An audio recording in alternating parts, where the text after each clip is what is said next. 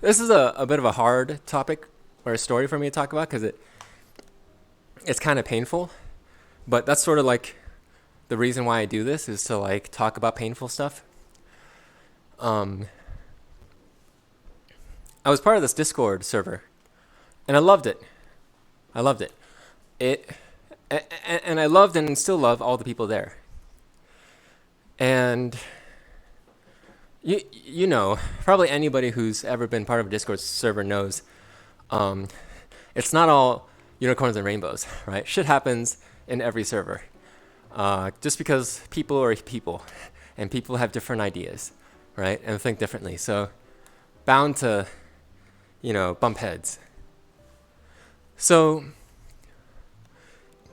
it was this like educational server, right, for learning something. And I'm not going to disclose too much because, I don't want to do that. And I was part of that server to learn, right? To learn something. And everybody was there to learn, right? Learn with each other, help other people learn. And it was great. I had a lot of fun. I enjoyed it. I learned a lot. I learned so much there. And I respect all the people there so much because they're so much better at me. And I still have so much to learn. But something happened. Something happened. The person who was the server owner, right? You already know where I'm going with this, right? The server owner up here at the top, the single person, grew displeased and decided. I shouldn't say that. I'm saying decide like he decided on a whim. No, I know they didn't decide on a whim, right? But they just nonetheless decided that they didn't want to do this anymore. They didn't want to do this whole learning and helping other people learn and bringing the community together about this thing that we were all learning. They didn't want to do it anymore. And instead of just like going inactive or like passing the baton to somebody else, right? Or just leaving, they took everything down with them. They said, it's all over. Not just for me, but for you too, right? I hope I made it clear enough while obfuscating what exactly happened and who those people were. But you get the point, right? Like, it's over. Like that thing that we would do as the community, and I would personally go to learn, right? I would enjoy. Konata couldn't do that anymore, because this person decided that they didn't want to do it anymore. So it made me think.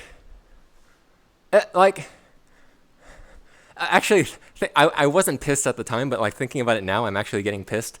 Thinking about it in retrospect, like today, it's kind of like me. If I were to go into a new neighborhood and buying a new house, it's kind of like buying a new house, right? I'm Kanata. I bought a new house, right, in this beautiful neighborhood, right? And then a bunch of other people bought houses, right? And there's like a Five Guys over there. There's a Target over there, right? There's a dance studio over here. Of course, there's a dance studio. There's a nice park with freaking actual fountains and water there, right? Beautiful community built. And 4 years later, I got a job. Hooray! I got a job and I moved out of state, right, for this new opportunity. And so when I moved out of my house, I decided to burn the house down. And I razed the cornfields. And I pillaged the town. And I raped the villagers. Yeah. Like, yo! We were having a good thing going on over here. Like, why don't you just get the fuck out? Like, it's like, if I can't have it, no one can, right? Well, go fuck yourself, all right? Go fuck yourself. I even, because I respect them a lot, I even went to them privately, and I still respect them a lot. I went to them privately, as they were lighting up those Molotovs, right? and putting the cloth in the beer bottles, right? Like just have a whole like tray of Molotovs ready to burn the town down. I went to them privately And I was like, hey, they're like putting the Molotovs in. Hey, you know, I love this place so much. I like, and I don't even own a house here in this village. Like I just rented an apartment for the summer for my right. Like that's how little I'm a part of this. But I'm like, hey, I love this place so much. I'll, gosh, I'll even help like pay for your mortgage, right? I'll do like don't burn the house down. Like I'll do everything I can to keep the community and your legacy right going and thriving, and and not just me, like with all the other people who are way more competent than I am, right? We don't want to see it go. You know what he did? He stood up from the Molotov bottles that he was preparing, and he grasped my lovely childbearing hips with both hands, spun me around, and fucked me in the ass too.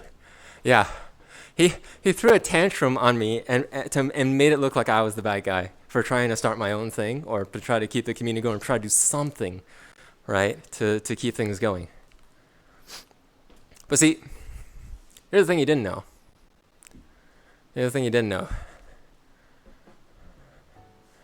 is I'm sure for people like that, and again, I don't want to disparage them too much because I respect them for being the way they are, but I'm sure he felt good, right? You feel good when you talk down to somebody like that, right? Konata, you're wrong. I'm right. Listen to me, right? Right? I'm the hero, you're the villain, right? I'm sure that feels good. Yelling at me like that, right? And I'm sure it feels good thinking that he made me feel bad, right? Like, yeah, I told Kanata, right? I'm literally justice, right? I set the laws around here. But see, the truth is,